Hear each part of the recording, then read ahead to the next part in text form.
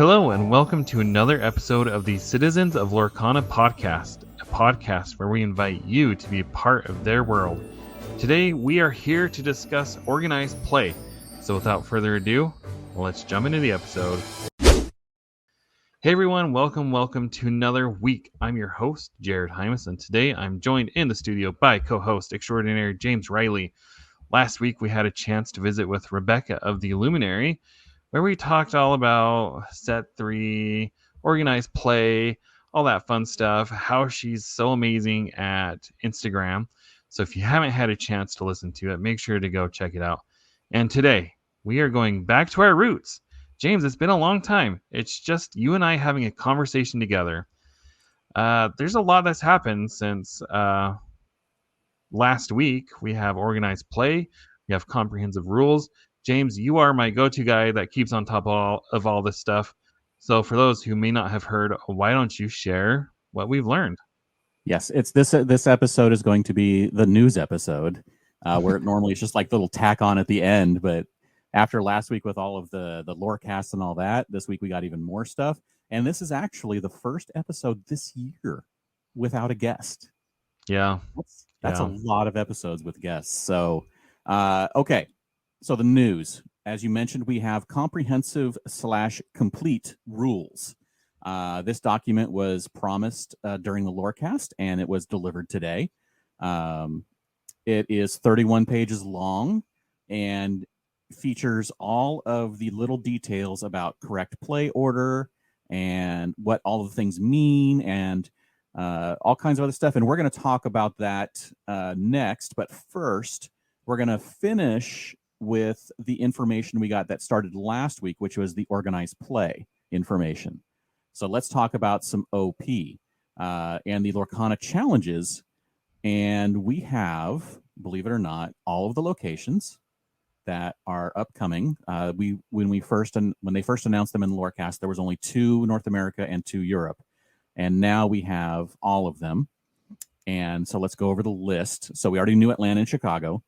And next we have July 20th, 21st in Fort Worth, Texas. August 24th and 25th in Toronto. That's in Canada. I wanted to point it out like that just for fun.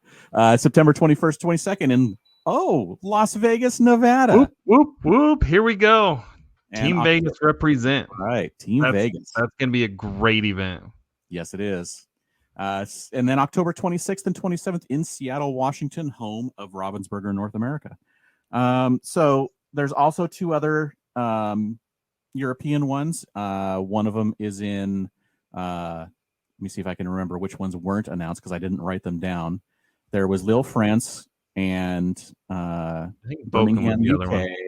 and Bologna, Italy, or something like that. And there was one more, the one in Germany, right? Bochum, right? Yes. So there's the 4. I take no responsibility for pronouncing anything correctly. Ditto.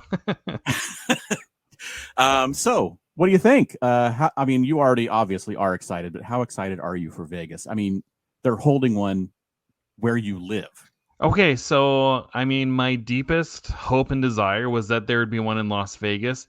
But if I'm being 100% honest, with California right there, and with how many people live in California, and with how big of a TCG space California has, which Vegas has a big one too, but California is just bigger in everything. I was shocked when I saw Vegas and no California. Well, let's talk about that. Why isn't there a California? Why isn't there a Florida, the home of Walt Disney World, also a massive Disney presence? I know reason why. Come on, there's got to be only one reason why, right? Yeah. I think we're on the same page here. My gut tells me, they talked about having these fan events. They didn't say anything about these fan events. I'm wondering, since California and Florida are the mecca of all things Disney in the United States, if that's where we're going to have these fan events. Is that what you're thinking? That is not what I'm thinking. Okay. That is a good idea, though, but they don't want to repeat locations. And if they wanted to hold nationals or continentals or worlds at either Anaheim or at Florida, they would need to not hold a regional event there, right? Okay. Okay. That So makes they sense. and since Nationals is going and Worlds are both going to be events that are going to have attached fan stuff to them, where fans can come and do side events, and like it'll be like a little mini fan convention kind of thing attached to the event, then they're basically going to also be considered fan events, I assume. And so yes, there will be fan events in both California and or Florida. So I think that's why I think we're going to get a bigger events in those two states or one of them. The other thing, and this is a logistical thing, but Scott Landis from the Forbidden Mountain, he's pretty close with the PPG, the people who are running the organized play. And he, like, when we were talking about this before, he's like, I'd be surprised if California gets anything because PPG doesn't do a lot in California. And sure enough, he was right. However, with that being said, what you said makes 100% sense to me. I mean, if they don't want to repeat locations, and if they want to have nationals and worlds like a place like Disneyland and Disney World or California and Florida, that yeah, I can buy that. I'm totally buy that. Yeah, I think that's why. I'm not saying that we're going to get like, continentals in Anaheim and then worlds in Sure. Florida, because they may only pick one of them for an actual OP event and the other for a fan event, and then hold worlds in Germany or somewhere like that, right? I mean, Yeah. they're probably not going to for the first one, but I do foresee them holding a worlds in Europe at some point. Or when they expand, maybe they'll hold it in Asia if they expand to Asia over the next couple of years. They're going to move it around, just like Pokemon moves it around. Everyone moves around their worlds, so Well, I assume that's what's going to happen. on that front, and I don't know, this is pure speculation, but Shane Hartley put a classified listing on LinkedIn where he said that he's looking for somebody who speaks Mandarin and Japanese to localize a certain Ravensburger product. And he didn't say what it was. It could be puzzles, could be a game, but I mean, come on, Shane kind of works a lot with Lorcana, so that'd It be kind of is neat. it is a mystery what that's for, but it is pointing for something in a good direction, because I do see that Lorcana is going to be expanding because they're not in a lot of places in the world yet. I mean, they're only in North America, some of Europe, Yeah, and what is it, like 20 countries, maybe? yeah, Maybe not yeah. even that. It's not that big yet. I I feel for my Lorcana brothers and sisters in South America and Central America and Asia, like all these people who since D23, the last D23, have been like, when is Lorcana coming here? Like, and they've held on strong. People like Mushu is importing products so they can do anything. Like, it's got to come one of these days. Yep. Okay, so that wasn't the only news we got from Organized Play. We got stuff on sale for Organized Play. Atlanta and Lille, France both went on sale on Sunday and Monday of last week. And, well, it went, I don't know, I guess you could say it went very, very well or very, very poorly, depending on your outlook on things. As you know, they capped the attendance at 512. And at both events, it sold out in under 2 minutes. I think it may have sold out in under a minute, actually. The It just France one wasn't did for there. sure. Yeah, the tickets just were not there. I mean, I was refreshing, and I went from refreshing on the tickets on sale soon to we're sold out. I never saw a buy button. So, so they both sold out lightning fast. There was all day people yelling and moaning about not being able to get in. On Monday, we got the announcement that Team Lorcana made the announcement that they will be pausing future sales, and they will be looking to increase the attendance at all Lorcana Challenge events and possibly making more tickets available for the two that already sold out. So they are already, just like Rochelle said in the Lorecast, that this is just the starting number. They are already looking to increase that attendance for people who can go. Now, PPG, they did tweet out that something like over 40,000 people were trying for tickets. They had over 40,000 hits on the ticket page to try and get tickets on Sunday morning for the Atlanta event. And everyone's like, well, there was obviously bots because there's not that many. It's like, well, look, even if 95% of the people who were trying those hits on the website were bots, that means 2,000 people were trying for 512 tickets, which means upping it to 1,000, it's still going to sell out. There's not a problem of them selling this event out, even with the multiple bots that were probably trying. Can I get on a high horse here for a second? Yes. Why is it? Why is it that automatically the first thing people say is it has to be bots? Like, do we have statistics? Okay, I'm not saying that there weren't bots, but it's like automatically people are like, oh, there's just bots. It's only bots that are trying to get it. And to be fair, there's somebody who's like, oh, I knew somebody who had 2,000 bots set up to try to get tickets there. So, I mean, maybe that is a thing. I don't know. But you have 2,000 Eventbrite accounts because you were only able to buy one ticket per account. I know. That's the thing. Like, so why are we sitting here assuming that all of these are bots? Like you said, even if only 5% were real humans, that's still a whole lot of people who are interested in playing Lorcana. But Yeah. I think that number is way higher than 5%. I mean, do too. I would not be surprised if 50%. And the other thing people said was, people pushing F5, refreshing the web page. I would be interested if there was any way that we could parse out the data of those 40,000 hits to see, how many unique IP addresses there were trying to, get tickets. And I know like people can mess around with that too, but I think that'd give a more true indicator of how many people were interested. Yeah. But we don't have any further information on that as of yet because they obviously haven't done all of the logistics of how many they're going to increase to. Each event may end up being different based on the capacity of the venue that they've chosen.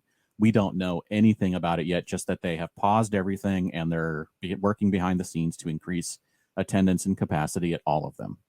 I don't know what Lil France is like, but I feel like it's going to be tough to find extra space in Atlanta because there is a convention going on simultaneously. But somebody said there's just a lot of stuff in general going on in Atlanta that weekend. Right. I think it might be tough. So well, if they might be stuck at 512 for Atlanta, but I don't we'll think see. so. Rochelle did say that every venue has the room for increased capacity. So what they did is they probably already have the ballroom or whatever they're holding it in at the hotel rented, and they just capped it at 512. But the room itself can hold 800 or 1,000 or 2,000. Fingers crossed. It may not be a lot. Easy. Yeah, but I think they did book places that can be expanded without any hassle because it's like all in the one room. Hopefully, I did listen to Podcana this week, and they mentioned that if they're using in Lille, France, if they're using the same place that Flesh and Blood does, that everyone there is going to maybe have a little bit of an issue because the building does not have air conditioning. Oh, so that does not sound fun at all. Not at all. So you wanted to mention something about Rochelle and what happened, and with all of the feedback. Yeah, I mean, before we get to that, I just want to take a moment. I mean, I don't know, James. When these tickets went on sale for Atlanta, it's like immediately people started to complain. I mean, it was almost instantaneous. And same thing with Lil France. And I get it. Like, you and I, we both understand. We want to be part of the first event of Lorcana. I totally understand it. And I totally understand being frustrated that tickets were gone within a matter of seconds. But it just feels like we put so much energy into things that are outside of our control. We get worked up and we get angry over something that's like not within our power. And when I sit there on Twitter and when I sit there on Discord and I see all this negativity that's being pushed out onto Ravensburger and onto Lorcana and people saying the game is dying even though there's 40,000 people who are interested in playing, I just want to tell people, let's take a time out and like sit back and understand that this is the beginning.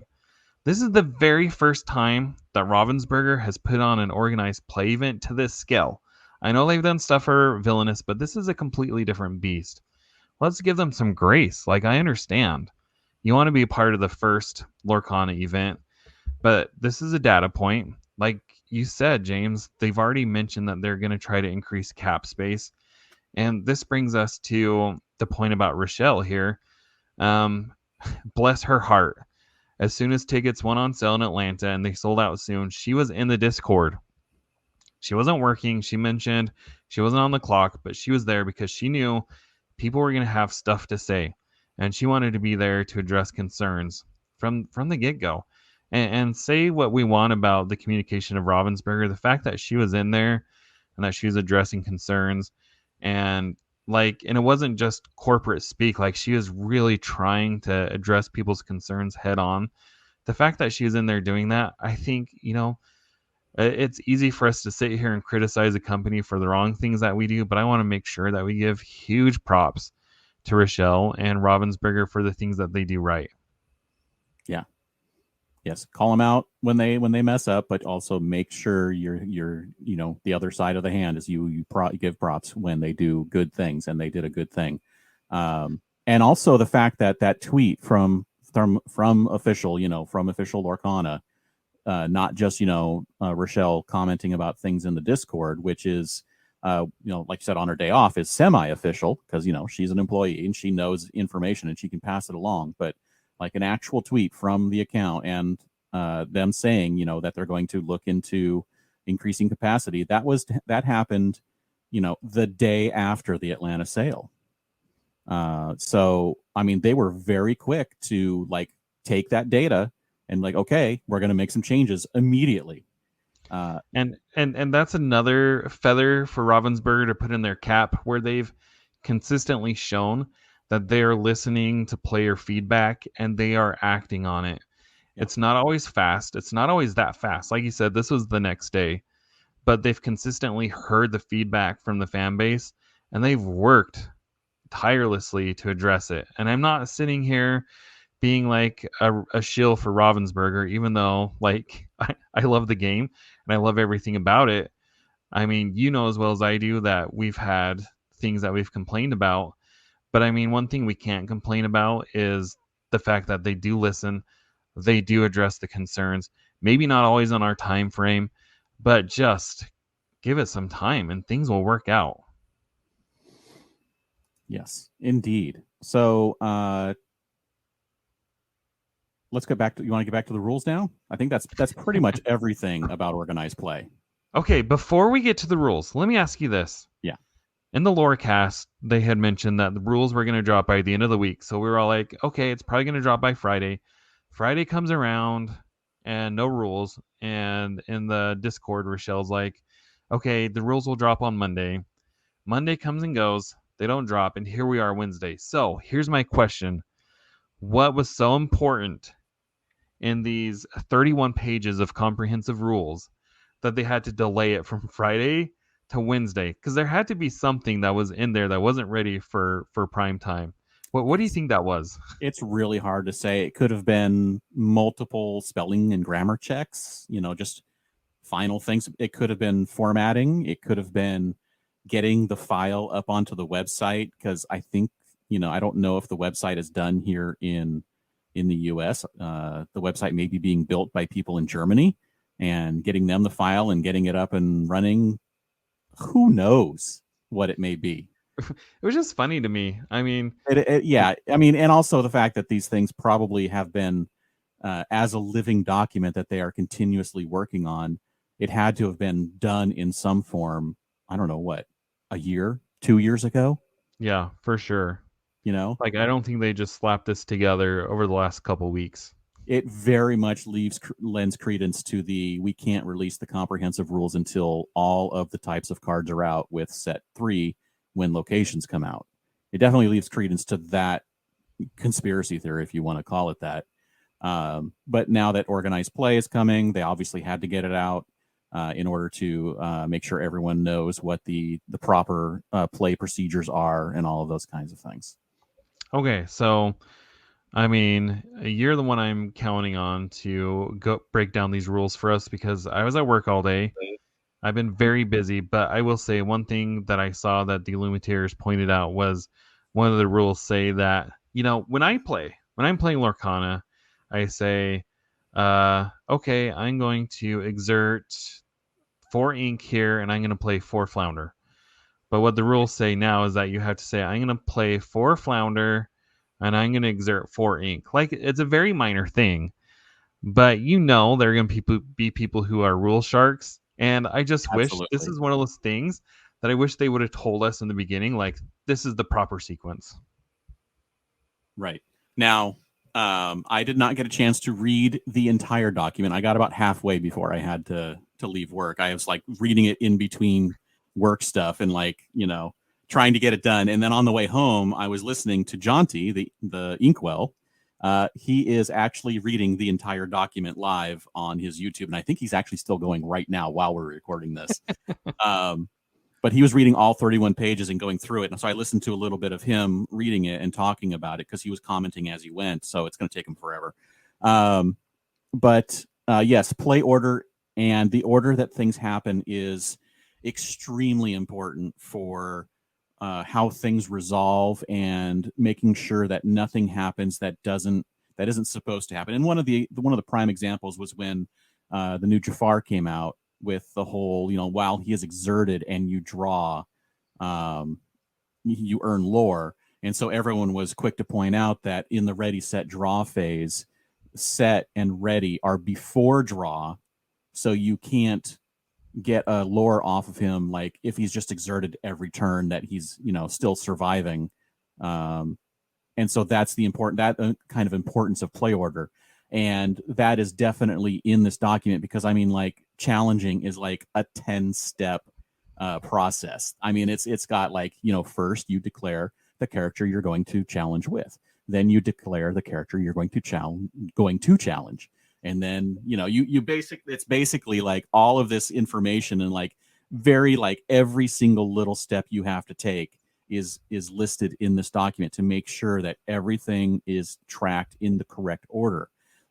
We also got, I don't know if you've been paying attention to a lot of the little Q&As and stuff that Steve Warner does, but he has mentioned, his example of effects that happen on a turn are like all of these things go into a bag and each one of them is a marble, and you can pick them out in any order you choose as long as they're in this set of abilities and effects that happen during this event. So like during a challenge, any effect that happens because it happens during that challenge can go into the marble bag, and then you can pick them out in the order you want.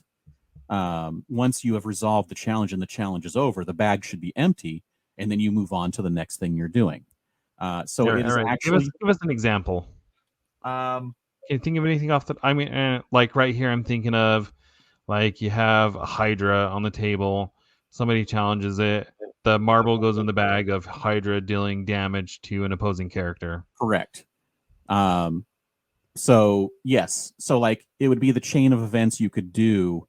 Let's talk about this. They have Prince Eric and a Hydra on board, and so what you would not want to do is go into the Hydra and do damage, and then they can pick after your turn is over where that damage goes, because you would resolve all of yours first, and then they're like, oh, I want to do the damage onto Prince Eric. Prince Eric is now banished, and now I get to banish one of yours. So you would want to instead, maybe go into Prince Eric instead and let them banish something instead of having to hit like multiple things against you. So it just depends on what order you want to do things in. One of the examples in the document is the new Rafiki going against Shenzi, who is at a location. Rafiki has the ability, does not take any damage when challenging a hyena. Shenzi has the ability that she gets 3 extra attack when she's at a location. Well, all of that attack doesn't matter because the abilities, and you're like, okay, you get that 3 extra attack, but I don't take any damage. So I take 0 damage from this and I get to survive.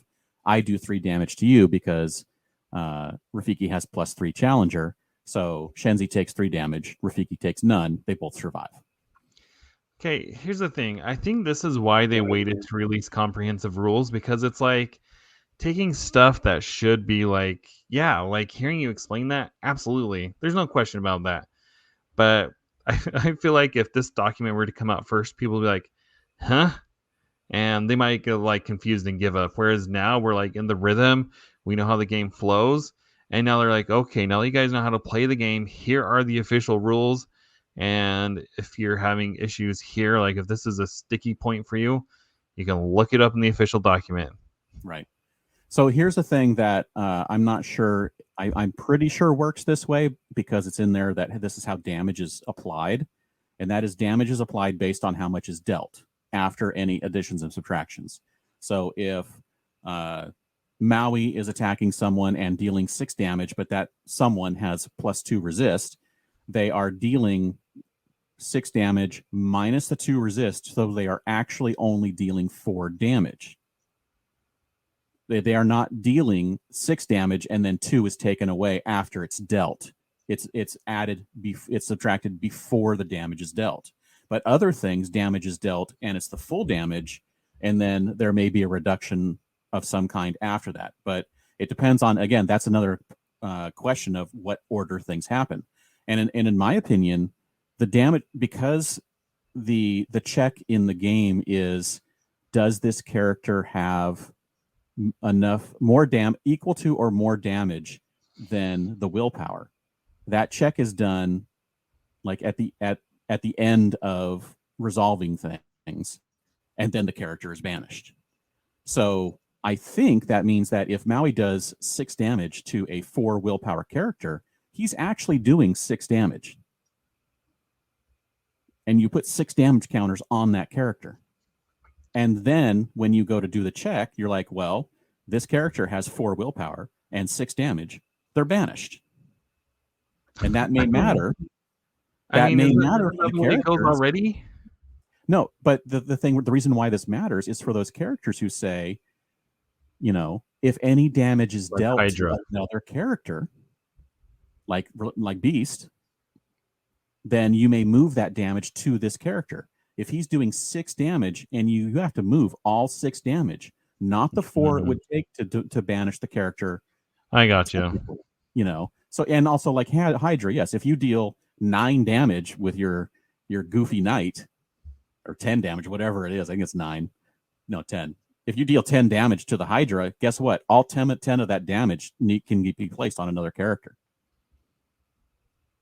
Right. So right. Yeah. So I mean, all the little things like that are things you have to pay attention to in this document of which things orders are going. So play order is one thing. The bag is official. The bag is actually used as the example in the comprehensive rules. So the marble bag is the official name / example of the resolving effects bag. The group of resolving effects is called the bag. So, and then just a quick pointing out, we're talking about this as comprehensive rules, and this is the rules of the game, but this is the rules of the game as far as you want to take them when you're playing with your friends, with, you know, across the kitchen table, with your family. These are the rules that you're supposed to follow in organized events. These are the rules for those. You don't necessarily have to follow them when you're at home, so don't worry about that. Can I say one rule that I'm very excited about that I saw on Twitter people posting about? I can't give you the subsection, but it said that you cannot stack your ink, because that is very annoying when somebody puts their ink in a pile. You have no idea how much they have there. And I get it. Like, I get why they do that, because when you're playing like a control deck and you have 20 ink in your inkwell, sometimes it's just easier to stack it. But I mean, it's nice that the official rules are that you have to have it spread out. Right. I usually stack mine in groups of 3 once it gets up to be too much, and like, no, just leave them like just slightly off of each other.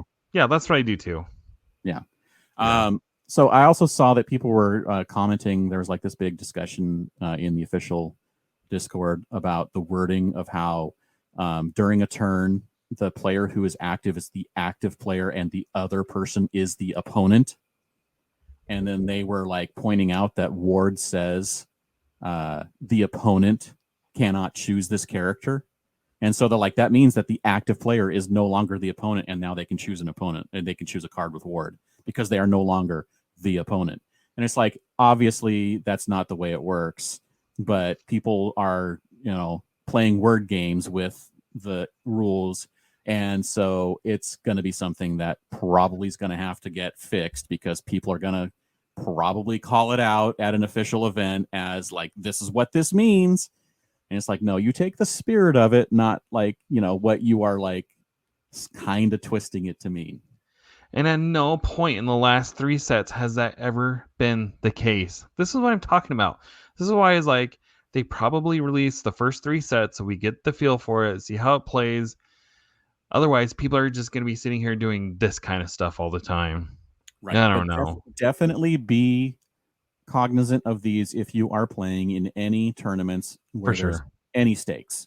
So just be aware that someone can call you out. So there's also another discussion I saw was the rules state that if you because you're supposed to announce, like you said, that you're supposed to announce the card you're going to be playing. You're like, I'm going to play Flounder, and I'm going to spend my ink to play him, and then you exert your ink, and then you're like, oh, and you look down and you're like, oh, I have no ink. How am I going to play Flounder? And then you're like, well, I'm going to take it all back. They say you rewind essentially back to the point where that illegal move started, because it's an illegal move to try and play something you don't have the resources to pay for. So it also says in the rules, I think it's in the play correction guidelines, that if you reveal hidden information, which your hand is hidden unless a card, again, tells you that you can reveal it, the inkwell is hidden information. Your deck is hidden information. So if you reveal the Flounder from your hand to play it, and then you can't play it, is that an infraction? That is warnable. Someone may try and call you on that just to make sure that you can get a warning in case you actually flub something else. And if you have enough warnings, you can get a game loss. And I'm sure somebody will. Someone will play, as someone, I think I heard someone mention, they will play the rules. They will not play the game. Yeah, somebody's gonna do it. I wanted to say another one that I saw, and again, I haven't read this, so I'm just going off those little snippets that I've seen on Twitter. Is, lately, I don't know if your local scene is like this, James, but one of the things that I've appreciated is that lately when people are playing and they ink a card, they'll leave it face up. Like I've started doing that too, just so I can remember that I inked that turn. Right. And then at the end of the turn, I'll flip it over just, to complete. But apparently in the rules, it says that is not allowed. And yes. I'm kind of disappointed about that because it was an easy way to keep track. And I guess that's a discipline thing. I totally get it, but made my life a little easier. Because and the reasoning is, of course, that as soon as you ink a card, which by saying I'm inking this card, it becomes ink, and then it becomes no longer public information. It is just ink, and that's why the ruling is you immediately place it face down in your inkwell. Well, I think I'm gonna raise the protest on that one. Just teasing. It's fine. It'll work out. So, yeah, I found another rule, but it was the exact one you're looking at. Yeah, I don't know if there's anything in here that's like shocking. It's all just like fine-tuned orders and phrases and how things are happening. And the nice thing is that there's examples, so you can get an idea of what's happening when they're talking about it. There's everything about like abilities, keywords, what kind of abilities do what, from, triggered versus activated versus static versus replacement.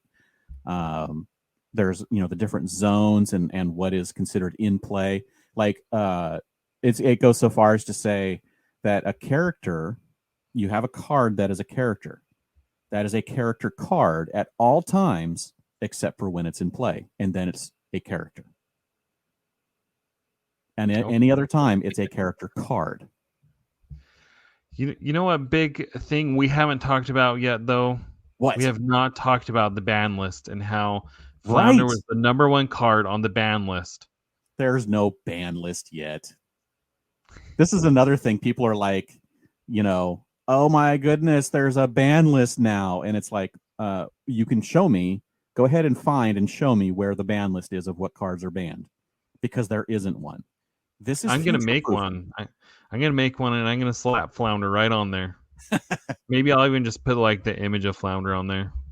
So there is no ban list. There is a future possible ban list. If there are any banned cards in the future, it will be on the ban list where there's a link to the website for it. But there is no ban list yet. They are not, as far as we know, they are not planning a specific card to ban. It's just future proofing for if and when they do end up banning a card. Yeah. So many people considered that there's actually a ban list now. I think what the big deal is that that was the question: was Lorcana going to go with a ban list or rotation, set rotation? Restricted. That was another one. So what are we going to do? And it's like, it looks like we're doing ban list. I think that's why people are making such a big deal about it, but they're totally phrasing it the wrong way in that they're saying that there is a ban list. That's actually an interesting implication. And it would be nice to know if they're doing ban list or set rotations. I just always assumed we'd be set rotating, but I see the logic behind that. I mean, if they're building the game to hopefully be limited power creep to keep it kind of even for players, because new players are going to be coming in constantly. If they're going to try and keep it from being excessive power creep, the game will play the same mostly for years, and those cards will hopefully be fine. So a ban list just to fix little bits of gameplay where something may become overpowered that they didn't see initially when they release a card in 4 years that does something with a card that was released now. Then maybe that's why they're doing a ban list, and maybe they won't be doing rotation. Here's the one issue I will take with that. Like right now, we're at a point where people are just starting to get into the game. It's set 3, and they're trying to find set 1 stuff, and it is very hard to find. And so either they need to, print more set 1, which I know, like I have full faith that they're going to do that. But does that mean in perpetuity for the next 30 years or however long this game is going to go on, they're going to reprint the first chapter, or are they just going to reprint selective ones that are important in that meta? So that will be my little pushback against having an eternal format. Right. And the way to fix that, of course, is to just redo the card abilities on a new card.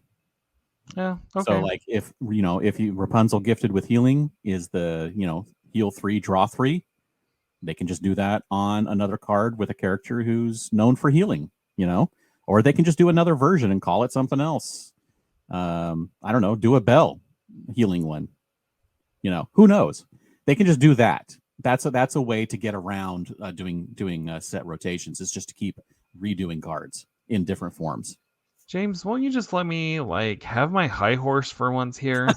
Right, you keep pushing back on all my stuff. However, it does make sense. It does make sense. Yeah, I don't know which. Honestly, I've seen so many takes on which one is better. Which one is worse. I guess it depends on how you look at things. That I just don't know which one is the healthiest. I think that's the one that needs to be picked, is which one's the healthiest for the game.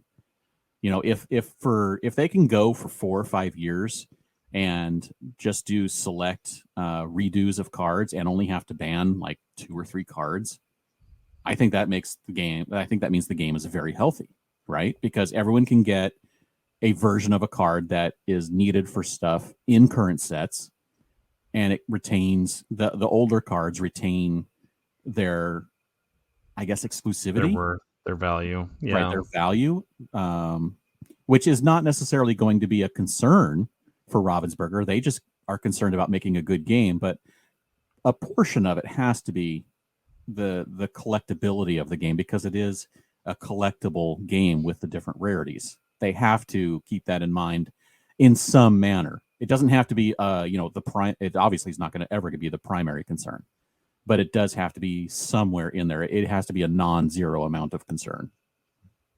Yep, agreed. Okay. Is that everything? I mean, that's obviously not everything. There's 31 pages of rules. We could sit here and just go through it and be like, oh, look at that. But I don't think we're going to. I think that's the highlights. Yeah. So if you want to read the rules, it's not that long. I mean, it is 31 pages. That's actually not that long. There are pictures in it a few times. There are graphic examples, not like bloody, but using graphics. And I'm about like, I don't know, I think I was like page 13 or 14 when I was reading through it. So I'm going to finish reading it either tonight or tomorrow. And honestly, I'm probably going to read it multiple times because needing to know these things and have them kind of just become a part of the way you play Lorcana needs to be how it is going forward. Because if you are planning on going into any organized play events, this is what Lorcana is going to be. For sure. And I will say, in comparison, like when I was thinking about jumping back into the Star Wars Decipher CCG, which is still going, and I downloaded their comprehensive rules, it was like 148 pages. Oh, goodness. They had pictures too, but there was just a lot of blocks of text on there. I was like, there's no way. There's no way. I'm sorry. I love this game, has a special place in my heart, but I don't know if I have the willpower to sit here and read through all this. Just 31 pages, that I can do. Grab your 5 favorite cards and put them in a nice little display and put them up on the wall and be like, yep, that's my favorite game. That's my childhood. Yeah. Well, you know what? We normally, at the beginning of it, when we have guests at the beginning, we ask them about the deck they're taking to League this week. Are you taking anything new this week? You trying anything new? So I will be in Idaho this weekend, and now I have my Lucky Dime Ruby Sapphire deck that I really enjoy, and I know like Steel Song is so good. James, man, you picked the right deck. However, the Lucky Dime Ruby Sapphire deck, when it works really well. So it's just fun. It loses to Steel Song. It loses to Hyper Aggro because you don't put anything out on the table until turn 5. I know that's not entirely true, but sometimes it's true. Right. But I love repping the Sapphire. What can I say? I love the card draw. I love plopping down a Lucky Dime and getting 5 lore off Tamatoa. It's just fun. Yeah, and it's good. It's no longer like second rate. It's one of the top decks. Yeah, it is. That's really nice. Yeah, actually, we were talking earlier today, and we're like, I think we need to make Steel Song one of our top decks here because we're doing some testing,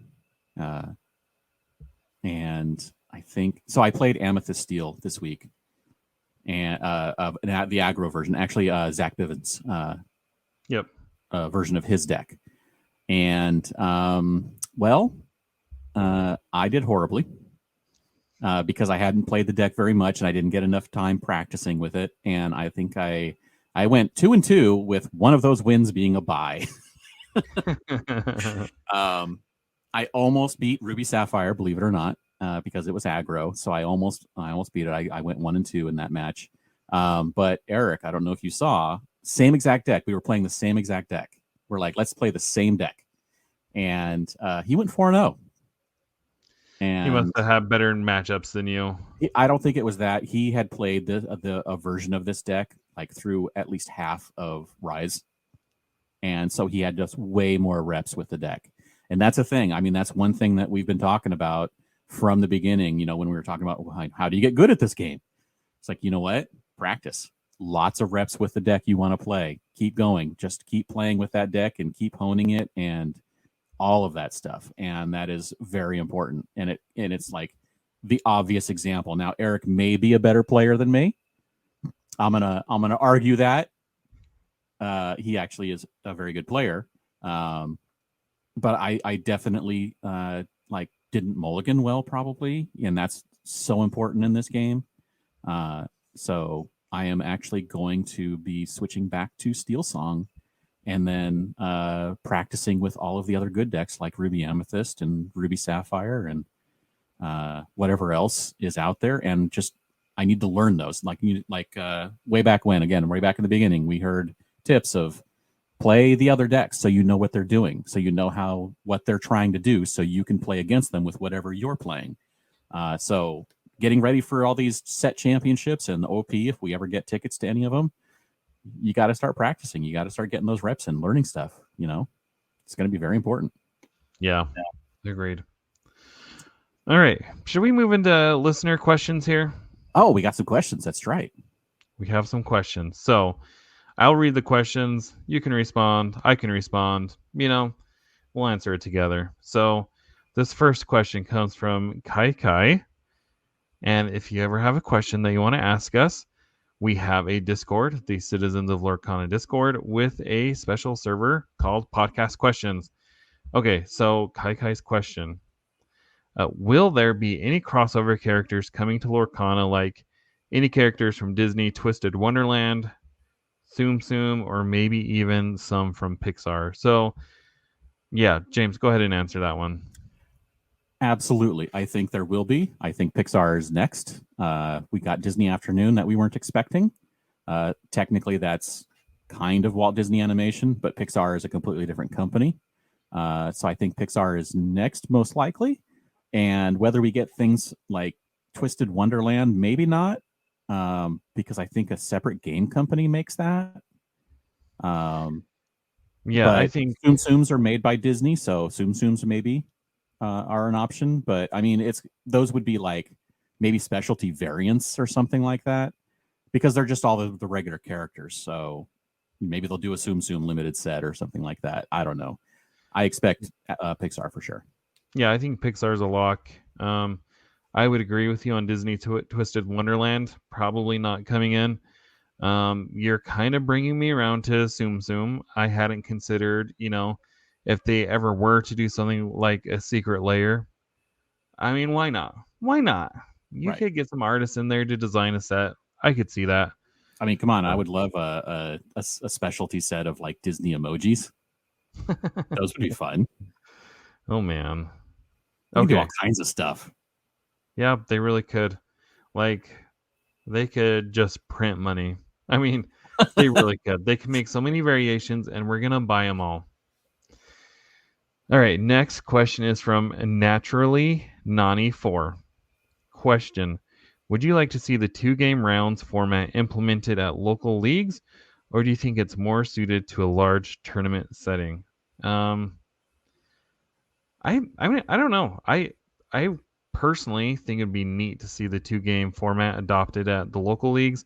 I'm all for shortening the experience. If we can make rounds end in 40 minutes instead of 60 minutes, I'm all on board for that. Plus, if it prepares you for the bigger organized play events, I think that's great practice. Yeah, I'm a fan of this idea. What about you, James?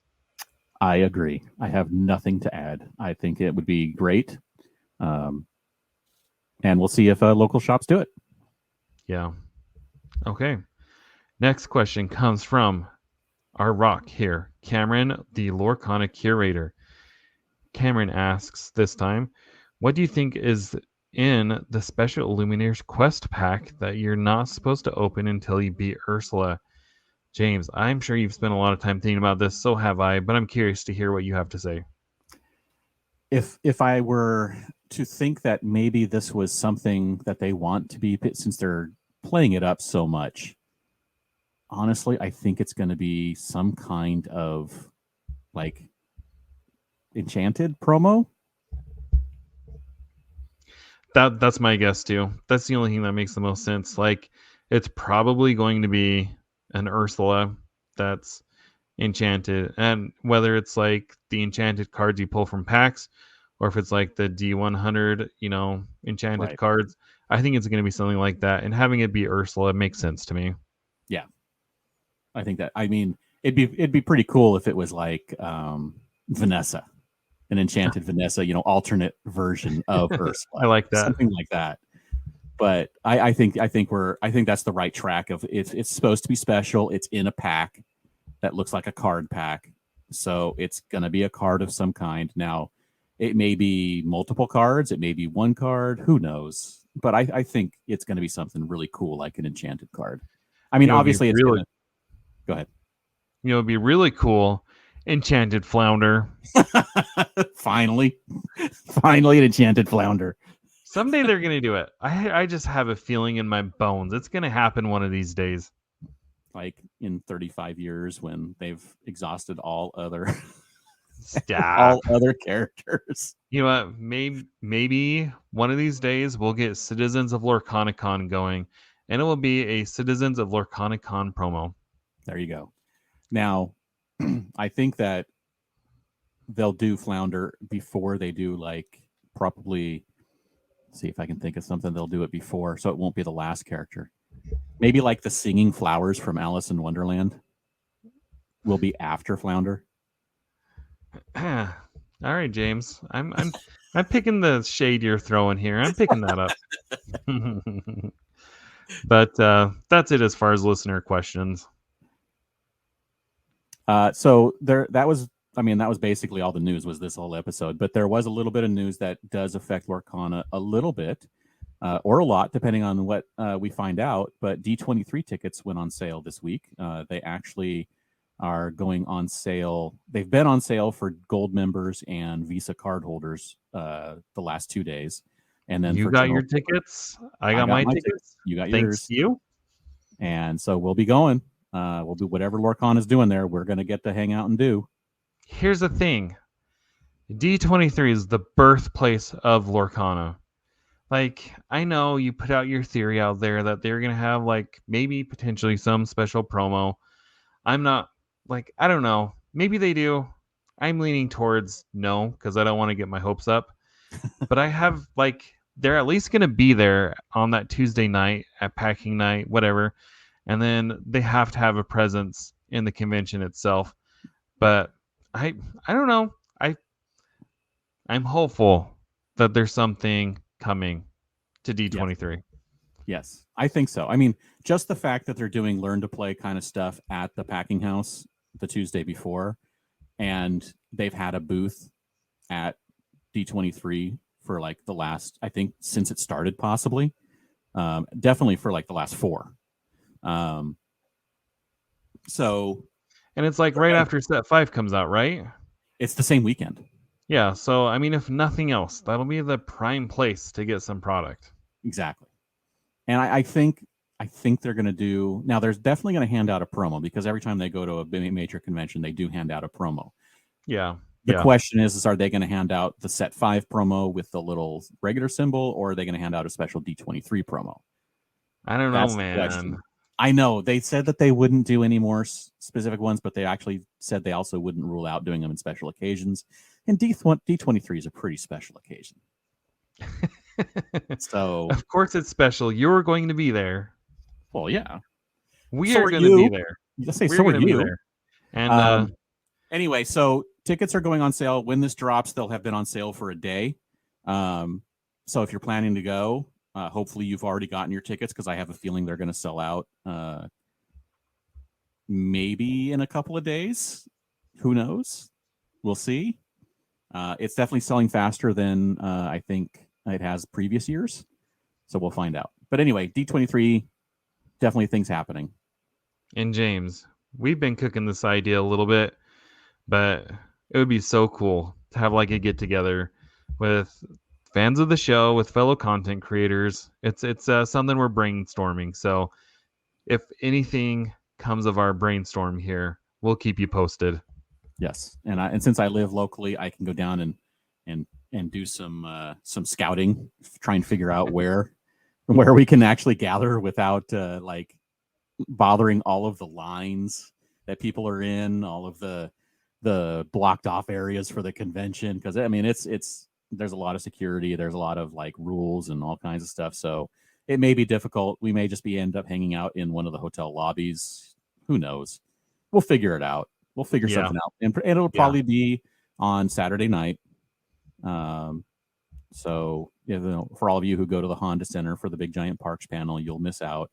But everyone else, you can hang out and come and do the Citizens of Lorcana meetup. Unless, just throwing this out there, unless Disney Lorcana Ravensburger has a space of their own where they're going to organize something like this regardless. But we'll see. We'll see. We'll see. Maybe maybe one of the hotels will have a ballroom filled with tables where we can just do some all night gaming. I would love that. I would love, or I at would least love that. late night gaming. Maybe not all night. Yeah, we got to line up in the morning. That's right. Got to get into that convention for more promos. All right. Alrighty. We done? That's it? Disney Jeopardy time? It's time for some Disney. This is the first time we are going to be asking one of us Disney Jeopardy this year. So I made them especially annoying. No, I didn't. I tried to make them somewhat easy, actually, except for maybe one of them. And again, they're themed. Are you ready? Because I'm asking ready. you. You ready? I'm ready. For 100. These are the colors on Flounder. What are yellow and blue? That Easy. is correct. That is correct. Okay, for 200. This is the animal that tries to attack Ariel and Flounder in the beginning of the movie, The Little What Mermaid. is a shark? That is correct. For 300. This is the name of the actress who voices Ariel. Who is Jodie Benson? Nice. Right away. All right. Now it's going to be a little bit harder, or a lot. Who knows? This is the marine life that pulls King Triton's chariot. What are seahorses? No. What It's is it? Dolphin. It is dolphins. Oh, okay. Yeah. Wow. All right. And this one may be even harder. I'm not picking up the theme here. What's the theme tonight, James? Just teasing. Just teasing. Okay, 500. In the song Under the Sea, this is what the seaweed is. Like what instrument it is? No. In the song, this is what it is. Oh. The lyric actually is the seaweed is. The seaweed is always greener. It's always greener? Is that a form of a question? What is the seaweed is always greener? That is correct. Okay, like, because you know when they go through that song and it's like, the bass is the Duke of Soul, whatever. So that's where my mind was going originally. But yeah, yeah, I overthought that one. Yep. All right. And you caught me not answering in the form of a question, which that's right. I sat there at the very beginning. I was like, you know what? At least I'll be able to answer these questions correctly. So I guess I have to have grace towards my future contestants. Just too busy singing the song instead of singing a question. All right. Well, that's it. Yeah. So if you liked what you heard, you can subscribe to us on YouTube. You can follow us on the podcasting platform of your choice. You can follow me on the website formerly known as Twitter at Citizens of Lorcana. You can also join our Discord, Citizens of Lorcana. And James, where can they find you? They can find me everywhere online at Dan Regal. And well, thank you all for listening, and we'll see you next time.